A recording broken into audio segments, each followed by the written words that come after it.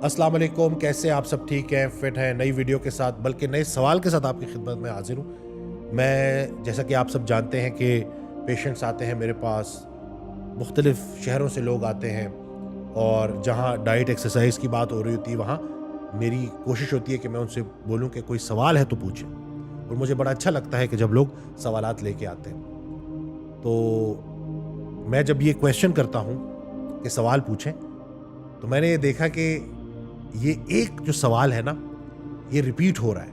यानी कि बहुत सारे लोगों का एक कह लें कि इज्तिमाई सवाल है और बहुत सारे लोग, मैं यकीन रखता हूँ कि इस सवाल से रिलेट भी करेंगे। जब मैं लोगों से कहता हूँ कि कोई सवाल पूछें, तो वो कहते हैं कि डॉक्टर वसीम, हमें जो हम डिज़र्व करते थे हमें मिला नहीं, हमारी कदर नहीं की गई।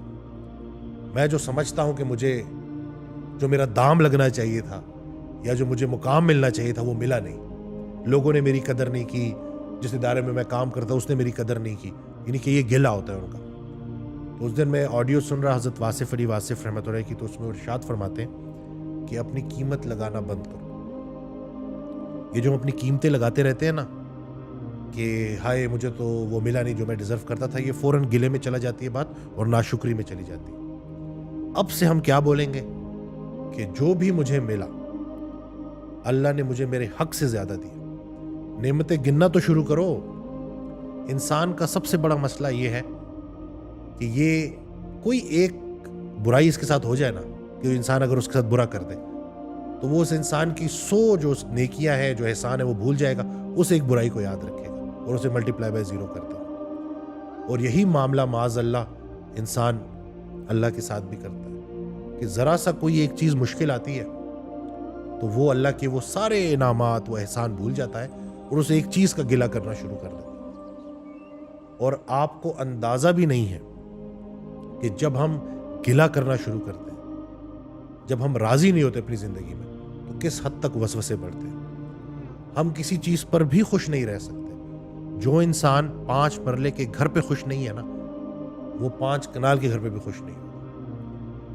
ये बात समझिए कि ये कितनी ज़रूरी है, इस बात को समझना। खुश नसीब वो है जो अपने नसीब पर खुश है। तो आज से हम ये कहना शुरू करेंगे कि या अल्लाह, तेरे मुझ पे इतने एहसानात हैं, आपके मुझ पे इतने एहसानात हैं कि मैं इस जो आपने मुझे दिया है ना, वो बिल्कुल बेहतरीन दिया है और मैं उस पर राज़ी हूँ। जो जैसा आप बेहतर समझते थे आपने बिल्कुल वैसा मुझे दिया। बल्कि अगर कहीं ये भी कहना पड़े कि आपने मुझे हक से ज़्यादा दिया है तो ये भी गलत नहीं। देखें कितनी नेमतें हैं, गिनना तो शुरू करें।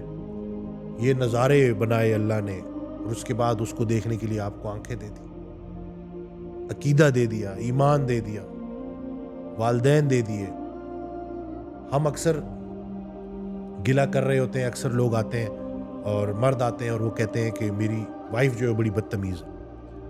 तो उस बदतमीज़ वाइफ को अपना नसीब समझ के कबूल कर लो। बाहर की सारी दुनिया आपने राज़ी की हुई है और एक जो आपके घर में जो आपका हमसफ़र है वो आपसे राज़ी नहीं होता।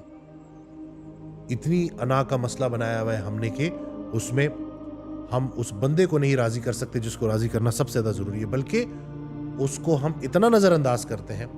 कमज़ोर बीवियों को हमने इतना नज़रअंदाज किया है कि वो कमज़ोर बीवियाँ आप इतनी ताकतवर होती जा रही हैं कि वो माज़अल्लाह कहीं अजाब की शक्ल इख्तियार ना कर लें। और यकीन जाने जो मैं सुन रहा हूँ, जो मैं देख रहा हूँ ना, यही होता नज़र आ रहा है। रिश्ते कमज़ोर हो गए।